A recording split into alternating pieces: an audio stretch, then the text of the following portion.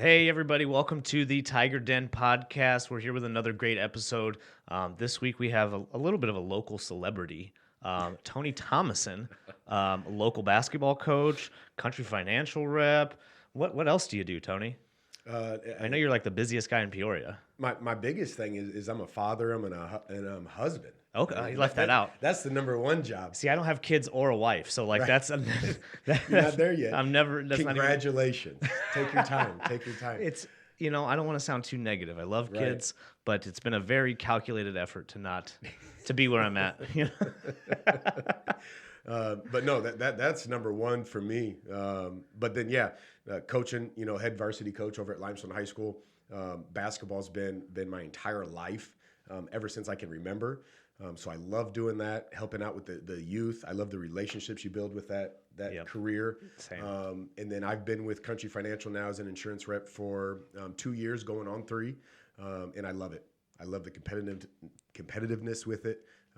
It's just, I love it. Yeah, absolutely, man. And you nailed it on the head. I should have mentioned father and husband first, of course. How long have you been married? I've been married 10 years. July 31st will be 11. Oh man, And it was that's an easy one to remember, right? Did Yeah, you pick yeah. that right away? So actually, my mother and father-in-law, that was their anniversary date. And so Okay. the wife wanted to get married there, and obviously I have no say in that. Yeah. So I was like, absolutely, that's a great idea.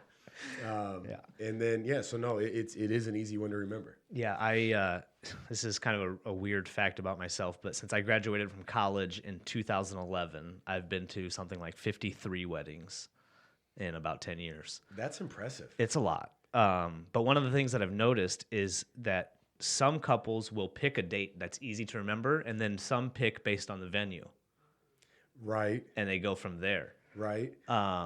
And so I always found that to be interesting. Like a friend of mine got married on the 21st of September, and that's easy to remember because the Earth, Wind, and Fire song, right? That's easy. Right, of course. But I've had other friends that like got married on like June 25th, and it's like, oh, I would never remember that. Like that's the classic. Like, when did you guys get married? And the guy's like, that would be me if Right. I didn't pick a specific date. So, Right. assuming I get married sometime in the future, we're gonna have to pick a specific date, or I'm gonna be in trouble every year, I got you. perpetually. I got you. I got you. So married 10 years, almost 11. How many kids? I got 4 kids. Oh my gosh, man. 4 kids, 9, 8, 3, and 2. You almost have your own basketball team. We're done. We're done. I got 3 boys and a little girl. We're completely satisfied with where we're at right now. That's awesome. Now, you were telling me the other day, was it one of your sons hit a home run in a big game or something like that? He did. So my 8-year-old loves sports, is all into it. So whatever he wants to do, we put him into it.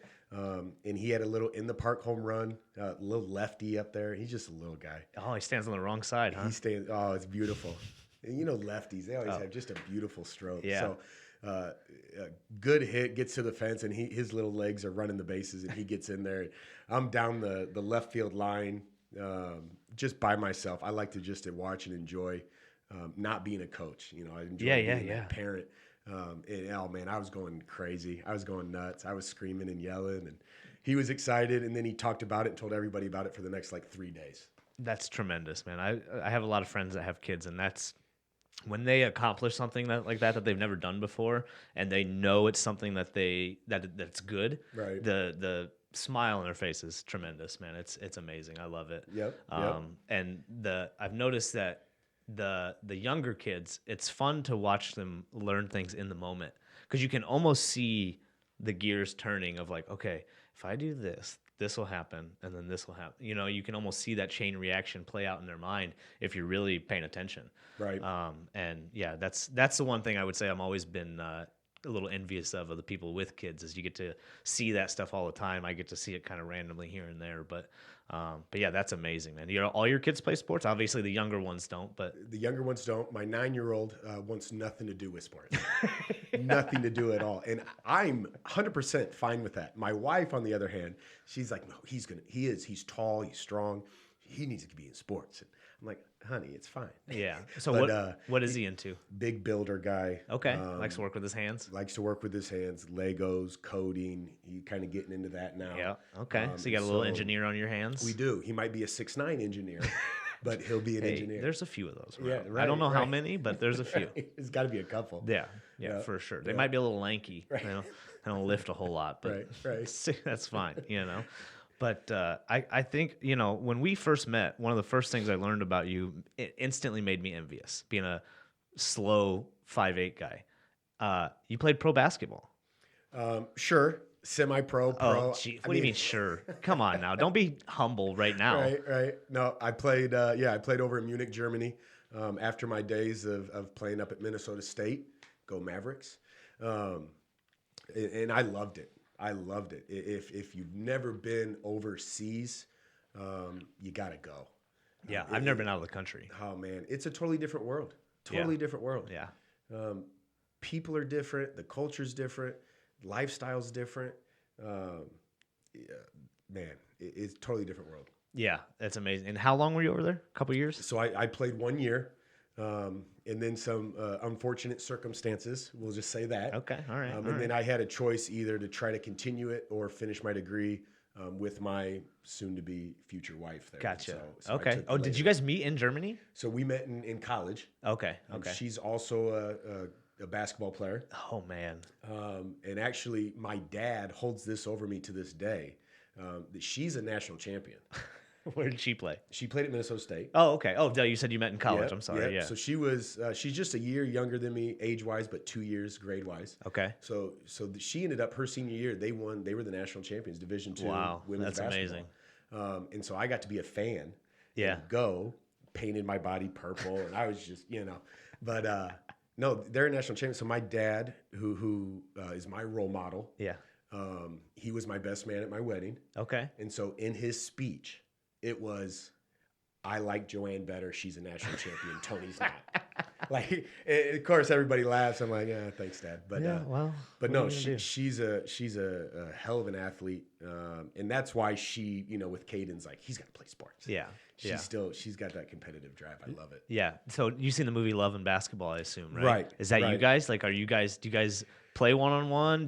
Are you competitive, or is it just like you played basketball, I played basketball, now we do whatever we do as a married couple? When we were both playing, we would play. I never let her win because we were extremely competitive. If I let her win, she would not let me forget it forever. Yeah, So yeah. no, we played. We would play horse a lot and shoot because she could shoot it too.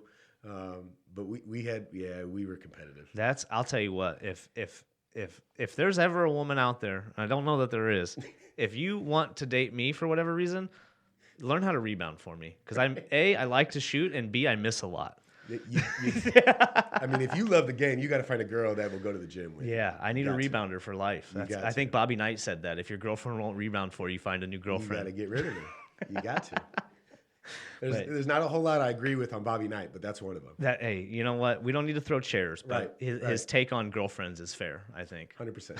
Especially for young basketball players out there, maybe still have some hope. Right. I'm kind of giving up. I'm back onto the coaching stuff, but that's how long you been coaching at Limestone? So I started at the beginning of last year. Oh, so brand new. As the head coach. So I was there under Eddie Matthews. Okay. Yeah. He brought me in. Kudos to him for starting my coaching career in this area, at least. He brought me in. I was the freshman coach. I was the sophomore coach for 6 years under him. Yep. Then I went out and took the head coaching job out at Dunlap. Oh, wow. Okay. So I was the head coach out there for 2 years. Middle-Illini guy. Went to East Peoria, so I'm very familiar with There you Dunlap. go. Right. And then after Dunlap, I moved on to ICC as an assistant coach under Coach Weiss. Oh, I love Coach Y. He's great. Coach Y is my guy. Is Coach Stack still out there? Shout out Coach Stack. If you know Coach Stack, you know he that's it. You know how they say if you know, you know. Coach Stack is one of those guys that if you know, you know. He is the coolest guy on the planet. Coach Stack is still out there. He's still doing his thing, and you're right. Everybody knows Coach Stack.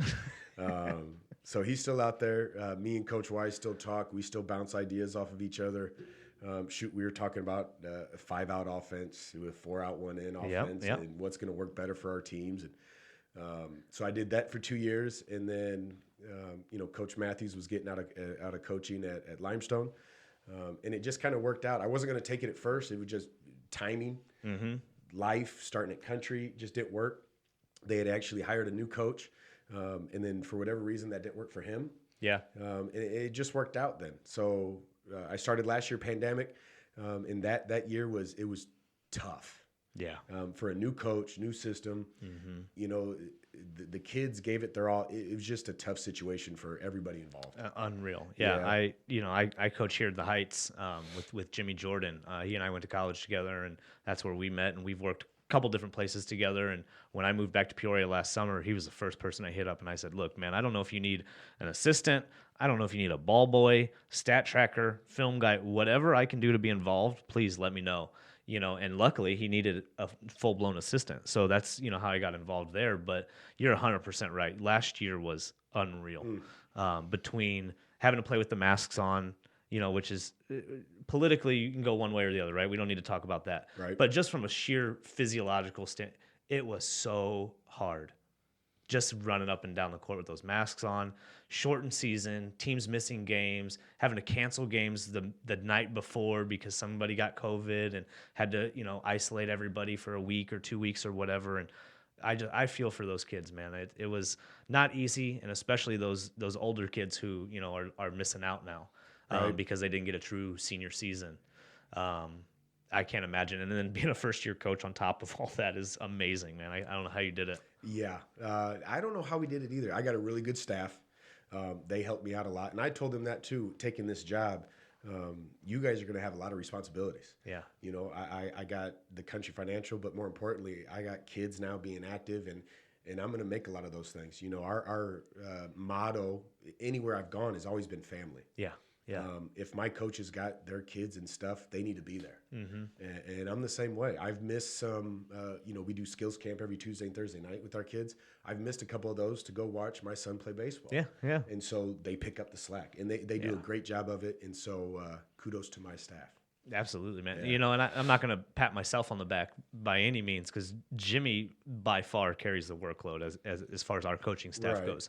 But you're 100% right. If you don't have a good supporting cast around you as a coach, a player, whatever, it makes life a lot harder. Oh, it's impossible. For sure. Yeah. And Jimmy is a great guy. Jimmy. Yep. It was random, I guess. But did you guys go to high school together? Yeah. Same class, same grade. That's what I thought. Okay, Yep. I knew you were at the same school, but I didn't know if you guys were like together. Yep. But yeah, Jimmy's a great guy and really knows the game, knows the X's and O's in and out, and the kids love him. And I couldn't ask to be in a better situation as an assistant, because obviously doing the Roof Tiger stuff, I'm like you said, like I've got so much stuff going on. Being the assistant grants me the freedom to kind of do those things. Right. And if I need to tell Jimmy like, hey, can't go to Delavan tonight, whatever. Right. He's like, all right, man, I get it, no worries, and he's not harping on me and saying like, well, if you can't be committed to this, then just leave, Right. which he could totally do. Right. And so I'm truly appreciative of it, just to be able to be around the game. I grew up playing it. I love it. I'm a gym rat. I love being in there. I'll go in there and shoot by myself. Right. Right. I don't need anything. I'll plug the phone in, play some music, and I'll shoot for 2 hours, just by myself in the gym. Still doesn't help much, but I need that girl to rebound for me. But I love it. I'm sure you're the same way, or at least were, in your playing days. I'm sure you seem like we seem very similar in that we just love to shoot, and that sound of the shoes squeaking and the net swishing is music to my ears for sure. Oh yeah. No, the players know whenever I switch a shot, I go, God, I love that sound. I tell them that I have a machine that plays that sound when I sleep all night. Just Mine is what I always say is I'll make one and swish. I'll be like, "Don't you like the orchestra?" I'm like, "What?" And I go, "It's string music, bro." That's that old man talk. I was just gonna say my uncle taught me that. Yeah, that's that old man talk. So, but yeah, so this is our real first year. We get a first summer with the guys, and we're playing well right now. God, I have 3 non-negotiables as a coach, as a father, and as a husband for myself. Mm-hmm. And it's just 100% effort. It's real elementary. You think about it, but man, it's changed our culture. It's changed my marriage and my parenting style. Yeah. But it's 100% effort. It's a positive attitude, and it's be a good teammate. Yeah. That's the biggest one. I notice. Being excited for other people's achievements, and kind of putting yourself to the side. 100%. And that's tough for people to do. Mm-hmm. God, in your marriage, in your work, and just going out with a group of friends. Yeah. That's tough. I want to have fun tonight. Yeah. Instead of, What could I do to make sure my friends have fun tonight? Yeah. No, that's amazing, and I totally agree that. I don't know if selfish is the right word, but I think it might be to a degree. I think um, setting that ego aside and saying, you know what, maybe I'm not getting the minutes I thought. Maybe I don't get to pick the restaurant. Maybe I don't get to pick the camping spot or whatever. Pick something, right? But still kind of acquiescing to what everybody else is going to do for the betterment of the group. Right. And I think that's 100%. And I think being a good teammate, again, we don't have to talk about basketball the whole time, but that I think is the hardest part for a lot of these kids to overcome. Not that they don't like their kid or their friends or their teammates or anything like that, but it's so hard to get caught up in your own minutes and your own shots and your own whatever, right? That when you get taken out of a game or subbed out or whatever, you always think it's a bad thing. It's like, no. Right. Maybe we just like this look better. Maybe we just want to maybe you look like you're slowing down. We want to give you a couple minutes to catch your breath. You'll get right back in there. Right. That's one of the things that I struggle with as a coach is trying to impart that on them. Like, hey man, just because you came out of the game doesn't mean you're in trouble. Doesn't mean you did something wrong. Doesn't mean you're not playing well. None of that. Have a seat, cheer your teammates on. Do your thing. Right. And luckily, we've got a great group of kids who they respond really well. But they're young kids and they need to be reminded. And I think as adults, we need to be reminded too. So the fact that you have that front of mind in every aspect of your life, I think is amazing. Yeah, no, so my marriage, for example, and my wife will be perfectly fine with this. But of course, like any marriage, any relationship, any job is going to be the honeymoon stage, and then it's going to be rough. Mm-hmm. And then how you react to that roughness is going to determine the rest of it. Yeah. Whether you stay with that job or you stay with that marriage, or it ends up being a positive thing in your life. Yeah. And our mind shift changed from, me asking my wife, what can you do for me? Mm-hmm. This is what you need to do for me. Like, this is what I need. Yeah. To, okay, what can I do for her? Yeah. What does she need? What is she missing that I can provide? Yeah. And as soon as I thought that way and she thought that way, our marriage just took off. Yeah. I mean, it was crazy the effect that had, and it's just like our BNI group, that giver's game. Yeah. If you go into a mindset of anything, I'm going to give everything I can possibly give. The feedback and the results you'll get from that is something you couldn't even think of or imagine. Yeah. So those three, if you can keep those three, no matter what, day in and day out, you'll see results that you didn't see coming. Yeah. Yep. 100%. And I'm sure, it wasn't like that. Not that you started off rocky. I don't mean to imply that here, but I'm sure your marriage wasn't always like that, right? Like, Not that you guys hated each other and you're like, why did we get married? But I'm sure, like you said, like at a certain point, you both realized, like, okay, let's flip our mindset here. And then you said things took off. So just to go back to the learning, even as adults, we're not perfect. Right. We talk about the kids that we coach, and your kids obviously are learning, and trying to impart that wisdom on them is not always easy, but it's probably easier if you're practicing it yourself. 100%. 100%. Just like self-talk is one. It's so easy. It's so easy to be negative. Yeah. Oh yeah. It is. You should see me golf. I mean, every 10 seconds of the day, you could have a negative thought. Yeah. And if you're not holding yourself accountable, or flipping that, or self-talking, you should be talking to yourself nonstop. Just don't start answering yourself. Yeah, right. Start doing that, now you're in trouble. But that self-talk, like, to tell yourself, nah, stop that. Yeah. Knock it off. Yeah. And to move on. A thing I always go back with people is, people will tell me perception is reality. Oh yeah, I'm a firm believer in that. Right. Yep. And so I always correct that saying and say, well, your perception is your reality. Mm-hmm. Yeah. The way you perceive this room right now, me and you would pick out different things. Sure. But what I pick out doesn't make that your reality. Right, yeah. And so, again, it's getting out of your own head. Yeah. And I just think that's probably a big issue that a lot of people are having just with the way things are going right now. Oh, dude. Yeah. It's, well, this is how I see it, so that's how it is. Yeah. Absolutely. Pick a category of life, and that's probably it. Yeah. That's how it is. So I think if people can separate themselves from their own mind, and just say, okay, how do you see it? Mm-hmm. You know, oh, okay. Yep. You know, at least try to understand it. Yeah. And it's the same way with coaching. It's the same way with marriage. It's the same way with parenting your kids. If you can try to understand where they're coming from, you might be able to address it differently and get a better result. Yeah. Yeah. Now, do you find that mindset, I'm assuming it's a yes answer here, but do you find that helps you in business when you're meeting new clients or working with previous clients who, I don't know, maybe they, one of the things that we see all the time in our industry is people come to Country Financial to submit a roof claim, and unfortunately that claim gets denied. And a lot of times you as the agent, I imagine, are left holding that bag even though technically you don't really have any say in the decision. Right, we have zero say. Yeah. So with Country, any sales job really, right? One, I'm more of a supporter of the client. Yep. Right, I'm kind of that middleman. I'll go to bat with them. I'll support them 100%. But sometimes when they're in the wrong, I'll let them know. Yeah. You know, hey, with this situation, you have no ground. I'm Right. sorry, that's not what you want to hear. Yeah.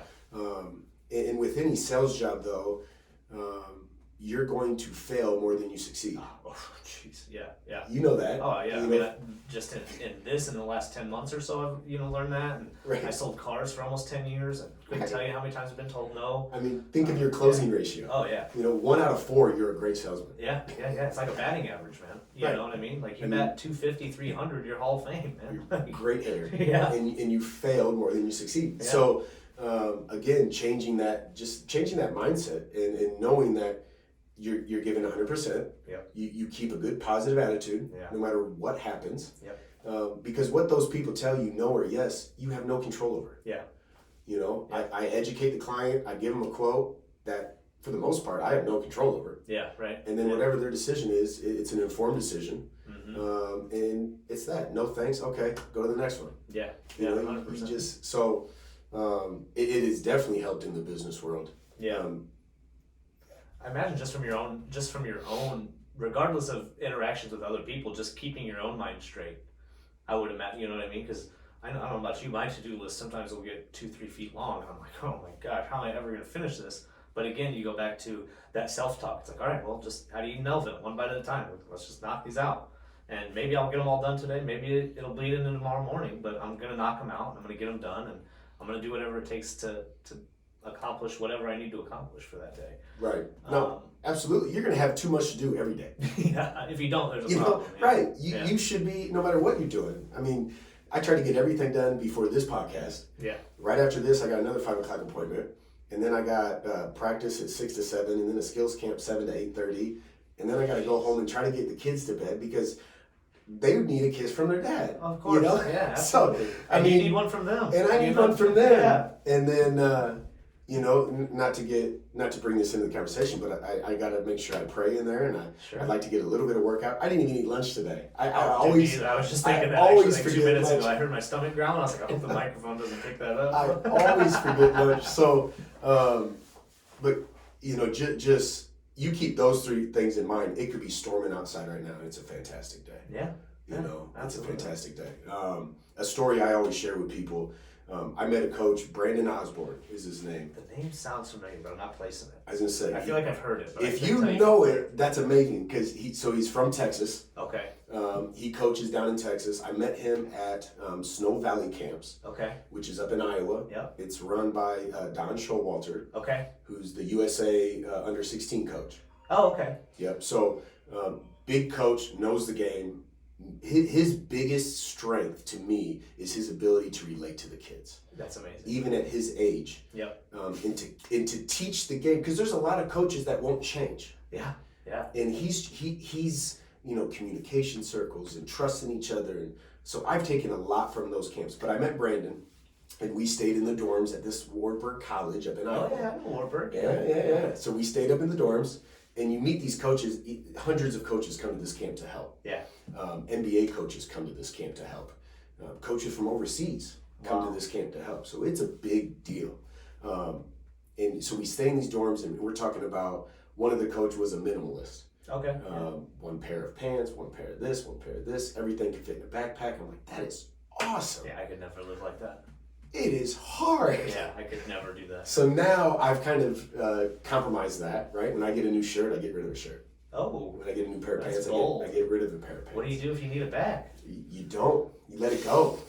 You let it go. Dude, I have probably 2 drawers full of t-shirts that don't fit, and I wouldn't wear them if they did. Right. But I can't bring myself to get rid of them. Let them go.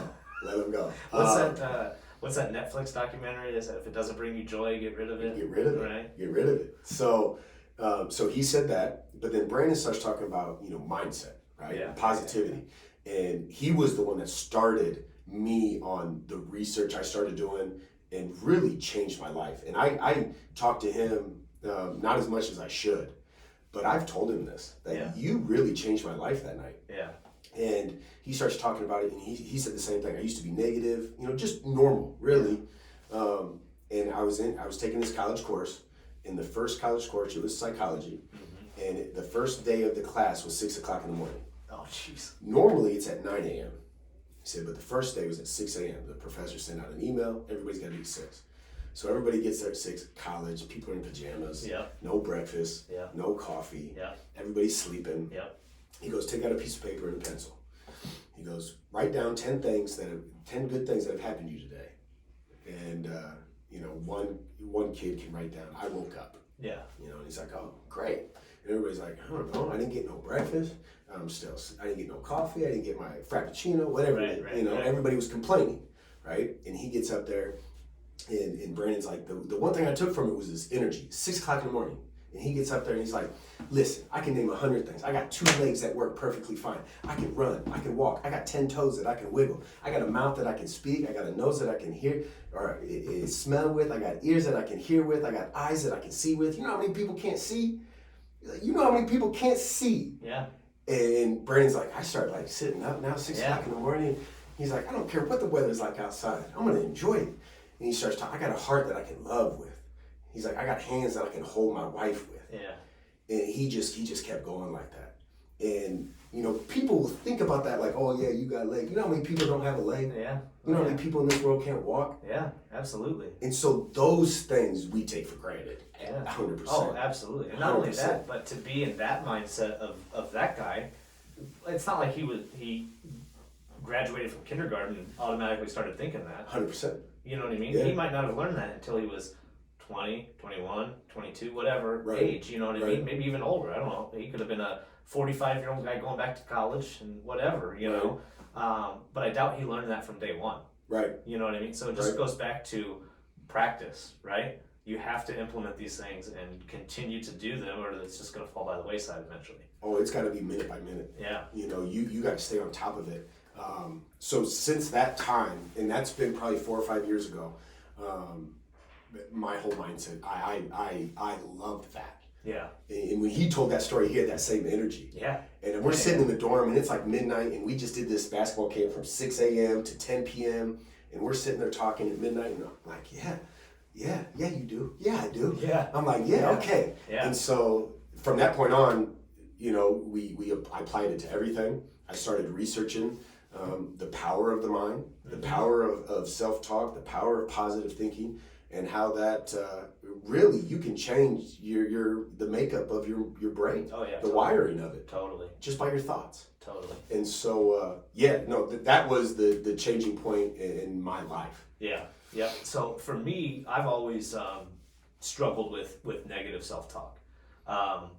Not necessarily in like I'm going to just drive myself into the ground and beat myself up type of person. But like if I forget my keys and I get in the car and it doesn't start, I'll be like, oh, you idiot.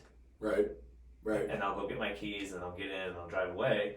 And technically I forget about it, right? But subconsciously it definitely affects it. Right. And I've golfed since I was like 12 years old, but this year in particular I've really been able to play more than I have in the past. And I know that golf will expose your negative self-talk every single time. Right. If you step up to a shot and there's water and you think, well, don't hit it in the water, that's ball's going in the water. Right. If you think don't hit it in the sand, it's going in the sand. Right. You know what I mean? And golf will expose that 110%. So it's something that I've always kind of struggled with. And I never really thought much about it. But playing golf is not only a great opportunity to expose some of those things about yourself, but also a great opportunity to work on those things. 100%. You know? In any sport you play, whether it's for fun or not, coaching the kids at basketball, we don't coach missed shots, we don't coach missed layups, we don't coach turnovers. Yeah. We coach the responses to those. Yep. We coach the teammates' responses to those. Yep. That's what we coach. Yeah. So when a kid misses 3 in a row, you'll see it. He puts his head, God, Yep. I can't make a shot. Yep. And they don't make one. Zero reaction. Yeah. I go, stop. Yeah. You just missed 3 shots, you had a reaction. You just made one. You should have been like, yeah, good shot. Yeah. Why can't you celebrate? So, yeah. Go back to your job, salesman. You missed 3 of them. You're going to complain about those 3. And then you get the one, and you're going to say, about time. Exactly. Yeah. Instead of, I got that one. Yeah. So 100%. Just, again, focusing on celebrating the good and just let the negative go. Just let it go. Yeah. Well, you said something very interesting, and you probably didn't even realize it. So there was a, gosh, I don't even remember where I saw this. I'm trying to think now. I couldn't tell you. But anyway, the message was, don't react, respond. Mm-hmm. Right? And I think, and that really coordinated or struck a chord with me, because I tend to do that a lot. That, oh, you idiot, you forgot your keys, Mm-hmm. is a reaction. Absolutely. It's not a response. Right. Right? And a response is so much more powerful. And that's, again, one of those things that I'm trying to do in my personal life, my coaching life, my work life, to mitigate some of that. You know what I mean? And try to get out ahead of it. Because it's so crucial on how you respond versus how you react to something. Right. Right. And it sounds like something, it's like, well, they're the same words, they're synonyms.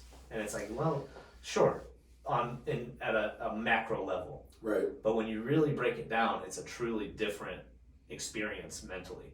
Oh yeah, 100%. Yeah. Your reaction is going to be what you've already built up in your brain. Yes. If you forget your keys more than once, and every time it's a negative reaction. Yes. Now you're going to respond. Yep. Negative. You're not even know it. Yeah. So it's the same.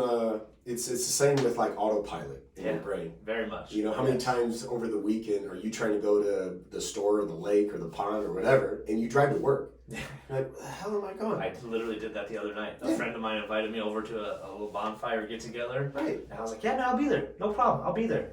Literally got in the car after talking to him and saying I'll be there. Yep. Got a phone call. And while I was on the phone call, just drove straight home. Yeah. Took a shower, started sitting down watching basketball. He texted me 2 hours later, hey man, you coming over? And I'm like, oh, dude, I literally took my shoes, socks off and took a shower. I'm under a blanket, my recliner. Like, I hate to break it to you, but I'm not getting up now. I mean, just think about that. Just think about that. You were not thinking about driving to where you were going. Your brain just did it. Mm-hmm. Just think about that. Yeah. That's crazy. Yeah. That blows my mind. Yeah. My mind blows my mind. Yeah. Oh yeah, dude. Oh man. Yeah. And the thing is like, we're both relatively smart guys, but there's so much we don't know. 100%. You know what I mean? 100%. Like you were talking about Psych 101 in college. I'll never forget this. I'm squeamish, right? I got a weak stomach. Okay. Like you see the bad ankle and knee injuries and all. Can't watch them. Can't look. Can't look. Can't watch. I agree. And one of the first days that I took Psych 101, I came in the front door and I sat in the first chair inside the door. Right there, right front row, first chair. Right. And it's a big auditorium where it's got the rows and everything. So I'm right there. Professor brings in this cart with a big jar on it, and there's a brain in it. Okay. And I was like, is that a real brain? And she was like, yeah. And that thing stared at me for 50 minutes, Tony. Okay. I could not get that brain out of my head. Okay. I couldn't do it, right? But again, that's, in my mind anyway, a reaction. Right. Right? If I would have been able to compartmentalize and say, okay, there's a brain sitting next to me. Deal with it and pay attention. Right? Right. Instead, I was literally like it was going to jump out of the jars or something. Right. And start walking towards you. Yeah. It took me completely out of the class. Right. And again, to go back to distractions, my brain didn't care what I was supposed to be doing. Right. It knew what it wanted to focus on. Right. And at the time, I was 18, and even still as a 32-year-old, I struggle with it. I'm better at it, but I still struggle. I wasn't able to check myself, like you said earlier, like, hey, quit that. Right. Quit Quit. Get over it. It's just a brain. Right. It's not going to jump out. It's not going to bite you. It's not even going to talk to you. I hope not. You know what I mean? Yeah. That's a whole other issue. Right. I need to go see a psychiatrist or maybe a psychic. Who knows? But if I'm understanding the dead guy's brain, that'd be impressive. But yeah, and just being able to get out of your own head, whether it's school, sports, work, relationships, whatever. And again, it goes back to your prayer time, right? Whether you pray or meditate or just stand in the shower for 2 minutes and just that's great. It's a great way to reset. Right. You know what I mean? And, Right. that's something that I've tried to pick up in my life over the last couple of years is meditation. But have you ever tried to meditate? So my wife actually recently got into it. I have not yet. Okay. I would love to. Okay, so here as a very novice meditator, Okay. here's my advice to you. Okay. You're gonna suck. Okay. I love it. And for me personally, my negative self-talk when I try to meditate ramps up so much. You know? It can happen when you're meditating. Oh, dude, it's... Because what happens is I sit there and I'm doing my thing, I'm concentrating on my breathing, and then I go, what are you doing this for? Go do something productive. And I talk myself out, and then I'm like, okay, wait. And then I reset, and that lasts for 2, 3, 4 minutes, and I'm doing good, and then all of a sudden it's like, well, you lost that sale. You're sitting here Right. thinking Right. when you could be trying to find an opportunity, right? And oh man, it's definitely beneficial, right? I feel better after I do it. It's like working out. Right. Like in the middle of it, you hate it. Oh yeah. Right? Oh yeah. But when you're done, I feel lighter. Literally, like physically, I feel lighter. I don't Yep. feel weighed down. Yep. And my mind seems clear. It doesn't seem foggy. I'm able to compartmentalize things and put things in order as to what needs to be done. I can prioritize better. So I would definitely recommend getting into it for one. But the advice that I would give you as somebody who's been dabbling for 2 years now, don't give up on it. You got to do it. Okay. Okay. One thing that helps me a lot is that there's an app called Headspace. Okay. I don't know if you've ever heard of it. Headspace. Okay. It's a free app, but it's totally worth the paid version. Right. 100%. Okay.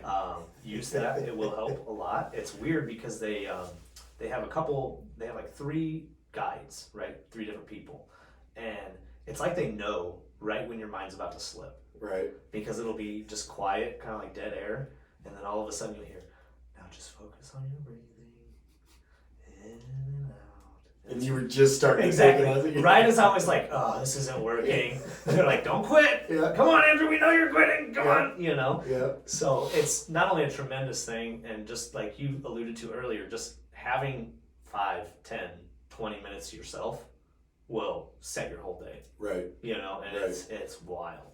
So definitely look into it. Get yourself a nice pillow. Okay. I'll tell you that. Okay. It can be uncomfortable sitting on the ground. Okay. But yeah, I think you'll like it. I think it coincides with a lot of what you've kind of talked about already. Right. And I think in terms of those 3 things that you try to practice every day, I think you'll actually be able. And I'm gonna try this now. Actually, I'm gonna steal it from you. There you go. But I think it'll allow you to reflect on those things. Right. Whether you do it in the middle of the day and remind yourself to do those 3 things, or you do it at the end of the day and like review how you accomplish those 3 things. I'm excited to try it, honestly. Right.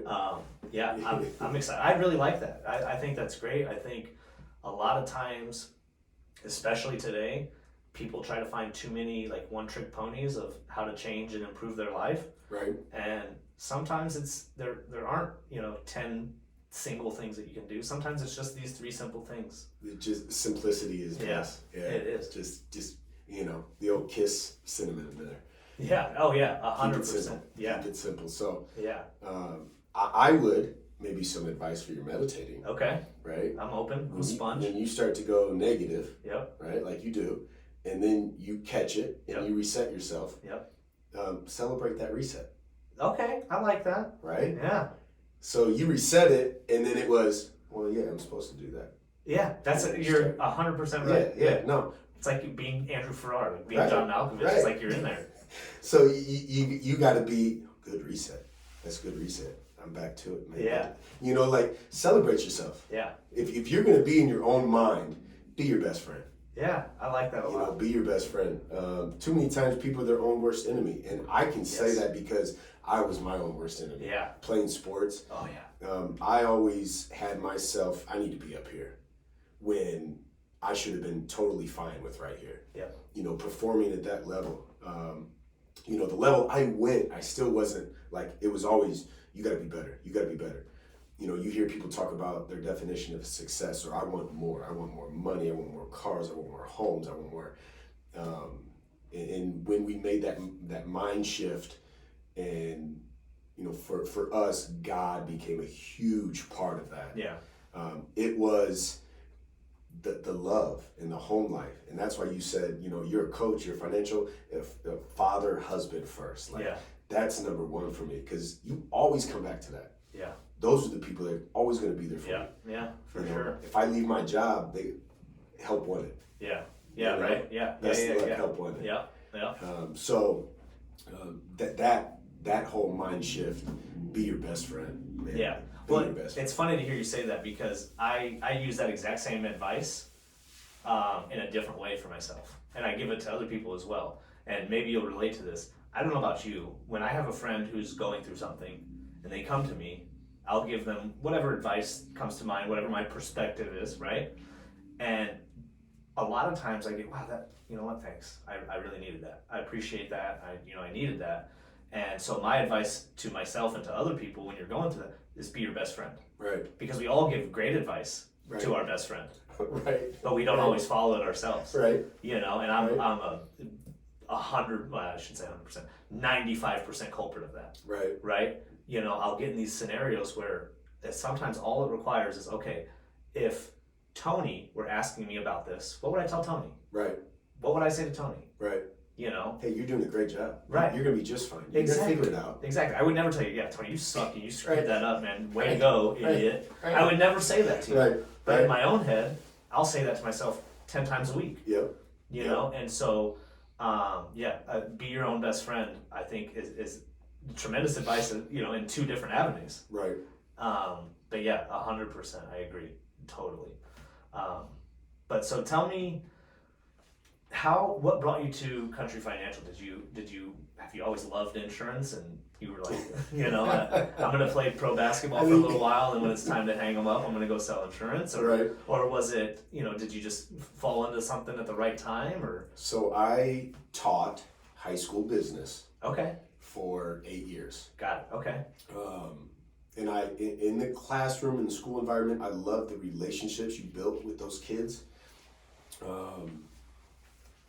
And that was something I missed when I got out of it, but now I'm back in coaching, so I get that back. yeah, Because there's a real, teachers, yes, they're gonna teach the material, but man, they are psychologists, they're second moms and dads. yeah.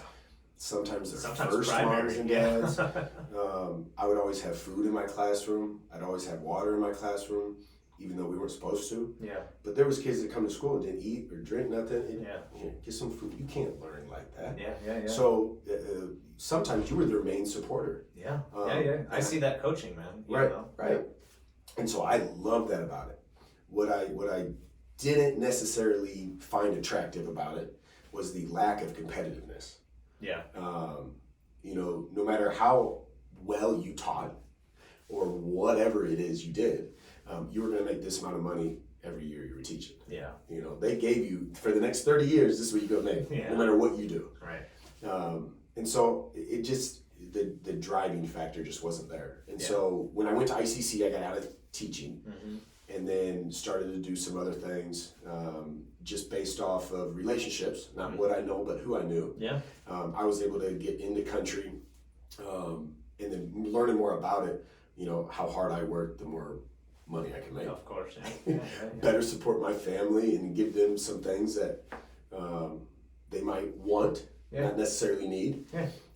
I found that really attractive. And so now being into it 2 years, I love it. Yeah. I love it. Our regional manager, Joe Youngman, Okay. fantastic man, competitive driven, 100% supporter, a great leader.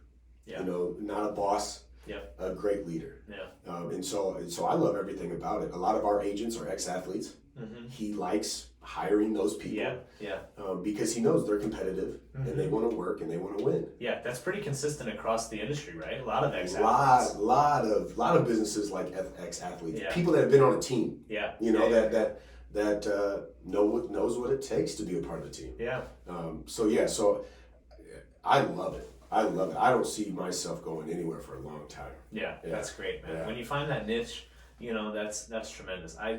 Obviously 10 months ago my world took a little bit of a turn with Roof Tiger and Ben's idea and all that kind of stuff, but you know, I was managing the marketing for 2 car dealerships. Right. That I had worked more or less for the better part of a decade. And you know, Ben came to me and said, "Hey, I've got this idea. I really want you to come on board." I said, "Ben, you know, I've kind of carved out a niche for myself here, and it's not necessarily where I saw myself 10 years ago, but I've worked my way up here, and I've gotten myself to a pretty good position, you know." Right. And making that decision wasn't easy by any means, but I'm glad I did, because it forced me to step out of my comfort zone. It forced me to learn something new. I'm still able to use a lot of the skills that I've learned over the last decade in car sales and apply it to here at Roof Tiger and podcasting and all these other things. So it's a tremendous opportunity, but I almost didn't take it.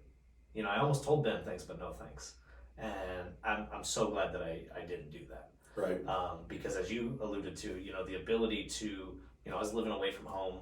I grew up here. I missed my family. I missed the area. Right. You know, I love Peoria. I know it gets a lot of flack from people who have grown up here and it's boring and there's not enough to do. And it's like, how many movie theaters do you need? Right. How many bowling alleys do you need? Right. It's like we have everything that all these big cities have. There's just maybe 1 or 2. There's not 40. Right. You know what I mean? Yeah. And I think a lot of that comes with, again, perspective, because I haven't been here. I've been gone for several years. And I think that, you know, I'm able to recognize that it's a hidden gem. It really is.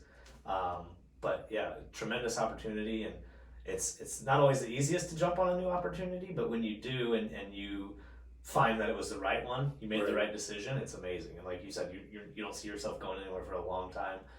I don't see myself going anywhere for a long time. I work with my best friends. You know, my schedule's pretty flexible for the most part. Right.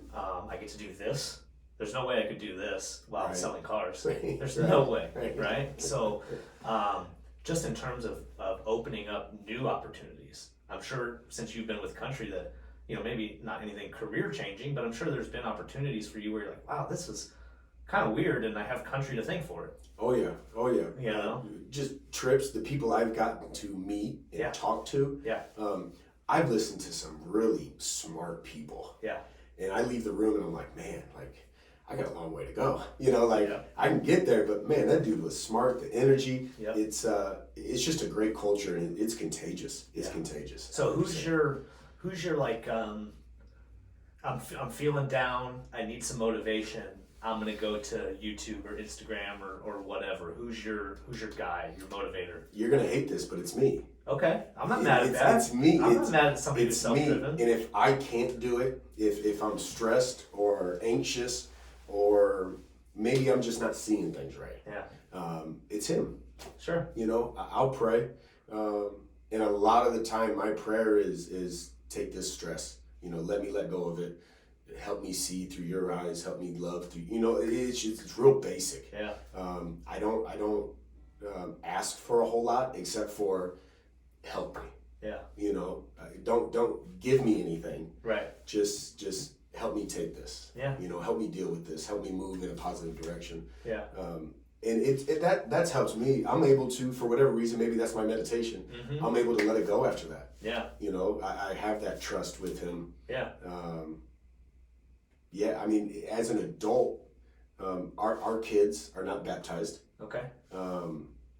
We could baptize them. I have no problem with that. I was baptized as a baby. Yeah. Same. But as an adult, I felt like it was important for me to make a conscious decision to be baptized. Yeah. So I was a 30-year-old man getting dunked in a lake, popping up, and you feel good about that. Yeah. You feel know? a sense of renewal. Yeah.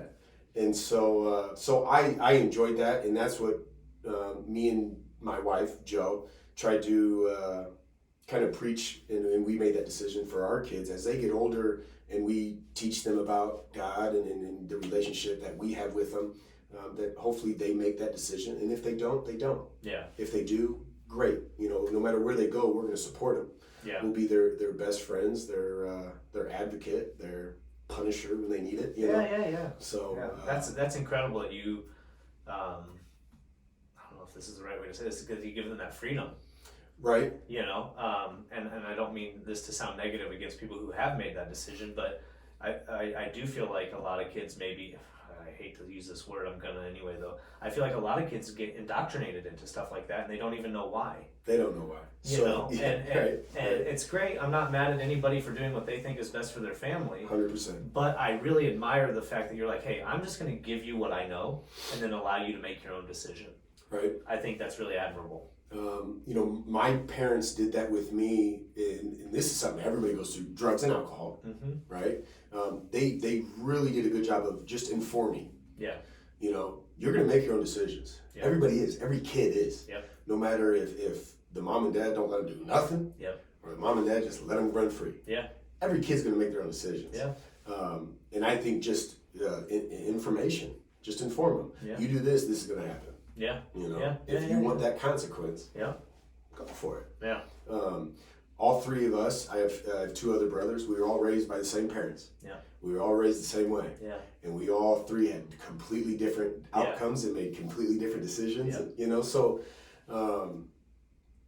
information is key, and that's kind of our approach. It's been to them.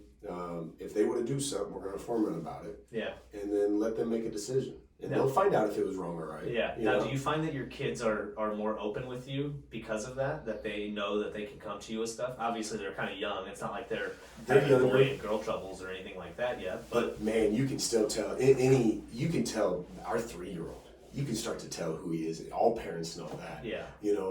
But the 9 and 8-year-old, yes and no, because we do still discipline our children. Yeah.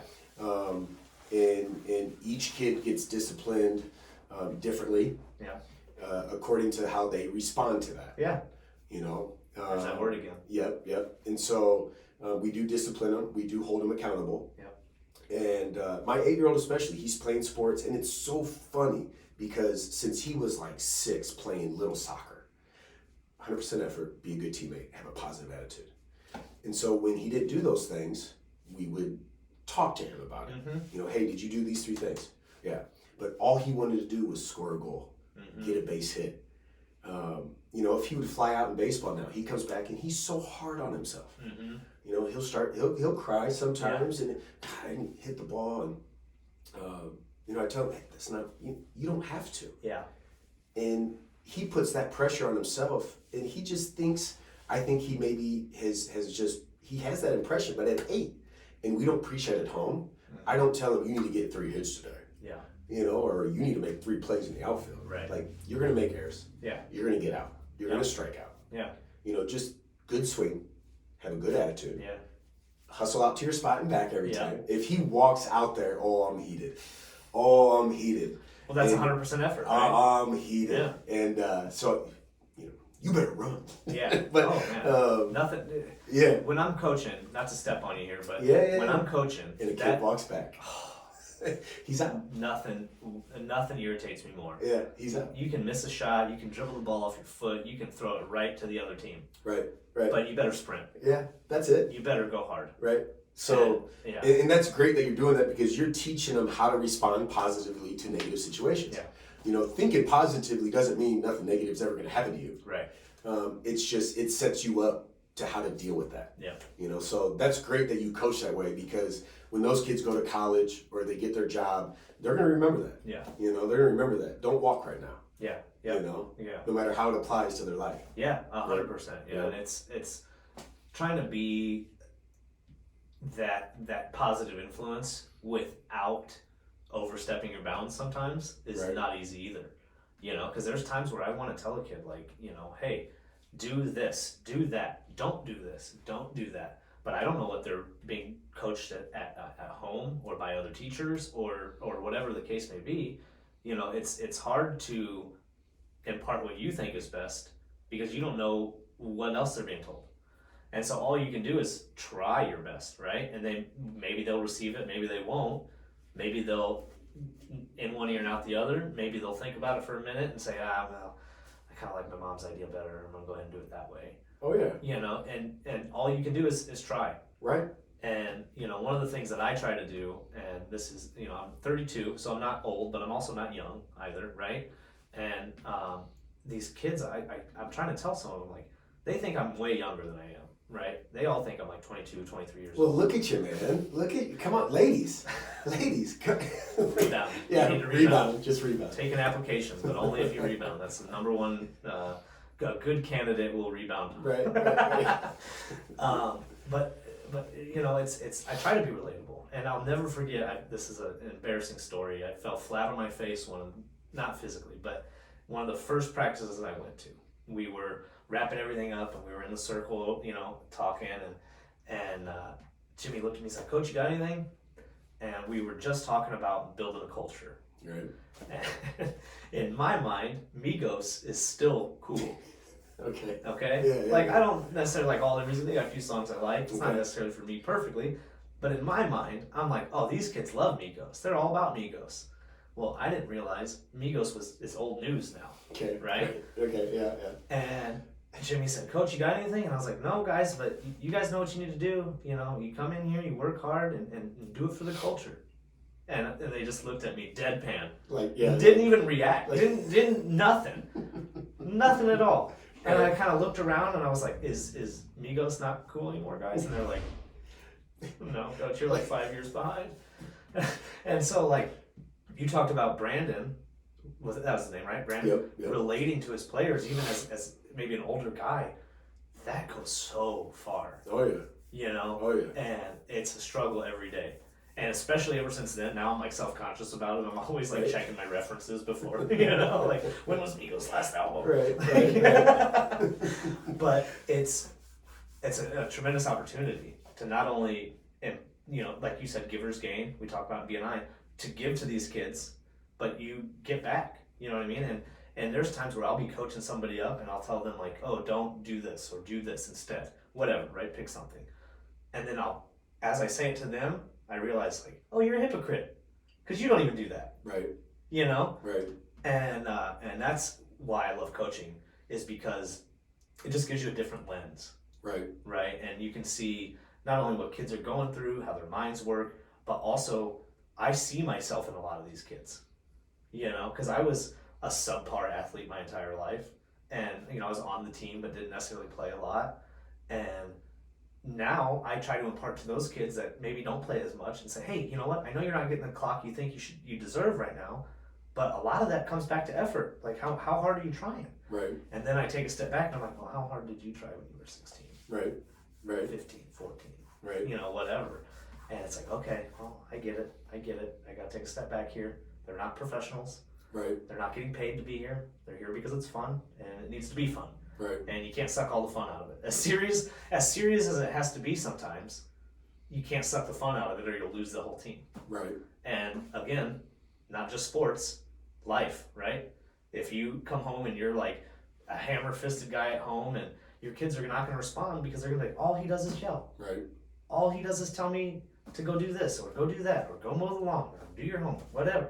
It's always, I have to do something. I can't just be a kid, right? Right. And that's just, it's kudos to you for dipping your hands in all of that. That's amazing to me. It's a handful sometimes, but again, at the end of the day, I don't have to bear that weight. Yeah. You know, I'm not taking it. I'm passing it off. And it's not just me, it's my wife. My wife, her name's Joanne. I call her Joe. Everybody calls her Joe. It gets a little awkward sometimes when I say my wife Joe, when people don't know me or my wife. But she does so much. She went up to Minnesota for this past weekend for her family, little wedding shower. And God, I'm like, come on, you got to get back. Like a one day into her being gone, like, come on, this is impossible. Like, stay-at-home parents, kudos to you. Amazing. The amount of patience that takes. Absolutely. My aunt, she's got 5 kids. One of them is, let me think, 16, 11, 8, 6-year-old twins, homeschooled them all.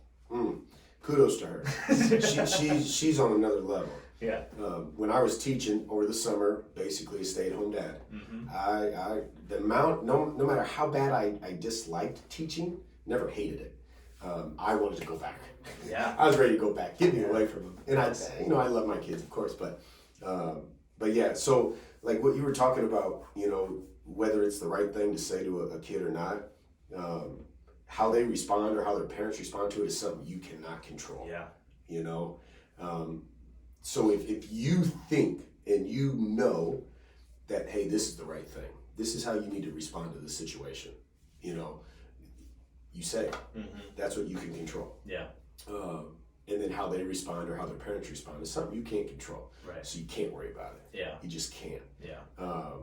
And for parents, now that I'm a dad, and I was always, I'm not going to be the dad yelling at my son, yelling at the coach, yelling at the official. Yeah. I can't control them. Yeah. I can control my son's effort, Yep. attitude, be a good human being, be a good teammate. Yeah. So we focus on those things, but man, is it hard. Oh yeah. As a parent, dads, moms, I know it's hard. Yeah. It is hard not to be blinded by love. Yeah. Right. And see things, oh, this is reality. Yeah. When you're so wrong. Yeah. So there's time you got to check yourself. Oh yeah. You got to say, stop. Yeah. Focus on my son. Yeah. Is he being a good teammate? Is he, do kids like to play with him? Yeah, right. Yeah, that goes a long way, right? Because if kids enjoy playing with him, they'll enjoy working with him later in life. And it just goes back to being well-rounded. I think Right. And being able to, as we talked about earlier, get out of your own head and realize like, okay, how can I better the situation rather than how can the situation better me? Right. You know what I mean? And that goes a long way. Right. And if, to your credit, you're imparting that on your kids at a young age. A lot of people don't realize this until their 20s, 30s, 40s, 50s, later. Right. You know what I mean? Like, I've met some people who are late 40s, early 50s, and I'm like, how did you make it this far? Right. You know what I mean? And it's like, they're great people, but it's like, wow, jeez. Yeah. I don't know how you stumbled through this to get to this point. Right. I'm happy you did. Right. I'm not quite sure how. But to impart that on kids is not only important, but it's difficult. Right? Because they don't always understand the concepts that you're trying to portray sometimes. Oh, not at all. And like you said, I got to make sure that I'm leading by example as well. Yeah. Especially with coaching. How many times a kid miss a layup and a coach won't say nothing, but they put their head and they're like, they walk around. Kids see that. Yeah. And they're going to follow you. Yeah. So that mindset has made me so much of a better coach. They miss a layup and my first response is get back. Yeah. Get back. I don't hang my head. Now we go to defense, and I'm coaching the defense. So it's the same thing in the sales department. It's the same thing at home. Yeah. The kid, my son, my 9-year-old, they do the dishes. Mm-hmm. That's one of their chores. They're getting better at it, but still at the end of the day, water is everywhere when they fill the dishwasher. 9-year-old. And so yesterday he gets a cup out of the sink and there's water in the cup. Somehow he didn't see this. Yeah. And he goes to put it upside down in the dishwasher, water everywhere. Yeah. And he's like, oh my God. And I'm like, Caden. But his response was fantastic. Yeah. He went, he got a towel. He didn't cry. He didn't freak out. He got a towel. He came out. He dried it up. He kept going. I said, dude, great job. Yeah. And that was it. That's an opportunity where I would have been super negative. Oh, but I was too. Like you have to fight that. Yeah. Like, you have to fight it. It's so easy to do that. What are you doing? How do you not see that? What are you? You know? Yeah. Why didn't you look in the cup, dummy? Right. So to stop yourself, and my wife does a great job of checking me. Yeah. Tony, and I'm like, you're right, and then just grade the response. Yeah. Isn't it funny how that one word, Tony? Yeah. Just the tone, right? You're like, I know. That's the mom. She right? has that with me, and I have it with the kids. Just you give them that look. Yeah. You know how it is. Oh yeah. Even coaching, you can give an 18-year-old the look. Oh yeah. You're like, yep. And they'll look at you and they'll, yeah, my bad. Yeah. My favorite, and this goes back to just like bad habits that irk me, but I know I did when I was their age. Right. Talking when a coach is talking. Yeah. And the thing is typically when a coach is talking, the gym's quiet, Right. right? Right. And most gyms echo. So you can whisper really quietly in a gym while coach is talking, and I can still hear you from across the gym. Right. And so there'll be times where I'll hear that and I'll see them kind of like leaning like this, and giggling and kind of looking down. And I'll just do this. I'll just go. And they look at me and they're like, what? Yeah. And then afterwards I'll go up to them and I'm like, guys, what was so funny? What had you? And they're like, nothing. We weren't even talking. I'm like, guys, I heard you. They're like, you didn't hear us. And I was like, then how did I know to look at you and shake my head? Right. Right. Just lucky guess. Yeah, just a lucky guess. There's 3 kids over there giggling and smirking, and I just happen to look in their direction, Right. Right. But it's so funny to again impart that and recognize that that's the behavior that's necessary, but also understand why it's occurring. Right. You know what I mean? And Right. and not be too hard, because I get it. Basketball's fun. They're with their friends. There's going to be moments where somebody cracks a joke, just like at work. Right. Sometimes people crack jokes in meetings, and it derails things a little bit. Right. But you got to refocus, get back, pay attention to the coach. Right. Right? Right. And so that's one of my biggest things is I try not to be heavy-handed and be like, shut up, don't talk while the coach. And I just try to, guys, come on. Yeah. Like, you know better. You're just not thinking about it. Right. And that's one of the things that I say to our kids a lot is like, you know. Right. And a lot of times I get this, because Right. they acknowledge that you're correct, but they don't want to say, yeah, you're right. That's hard for a lot of people to say. It is. It really is. Even if they'll acknowledge that you're right, saying you're right is difficult to get out. I'm looking at my mom. So there'll be times when I know I'm right, and then it's proven, and she just can't say the words. It's hilarious. So it's an ongoing joke, of course, but letting go of that, you always have to be right thing. Yeah. Man, you'll feel a lot lighter. I agree. Yeah. Yeah. And that's another thing that I've learned over the last, I don't know, 5 or 7 years is, it's important to know what you're doing, and it's important to understand why you're doing things. Right. But it doesn't have to go your way every time. It won't. It won't. Right. It won't. won't. Yeah, you're right. Even better, it won't. Yeah. And again, not to harp on the same point, but it's been a consistent theme through our conversation here. How do you respond when things don't, versus how do you react when things don't? Right. And that's been a big driving force in my life over the last 2 or 3 years is respond, don't react. Right. Respond, don't react. And it's incredible that when you actually put it into practice, how much of a difference it makes. Well, you'll see it. You'll see a difference. You'll see things happen. You'll see people react to you differently. Yeah. Or when you go out with your buddies, like, they know what to expect now. Yeah. Like, you'll see them change. It is definitely contagious. Yeah. They always talk about, right, you put a rotten apple into a dish and it'll make all the other ones rotten. Yeah. Man, positivity, it might take longer and it's going to be harder. Yeah. But it has the same effect. Yeah, absolutely. I love that. It has the same effect. Yeah. Yeah. 100%. Yeah. Tony, this has been amazing. I appreciate you stopping by. Hey. I know we had a little bit of a scheduling Yeah, issue, we but I'm did. glad we made it work. This has been amazing.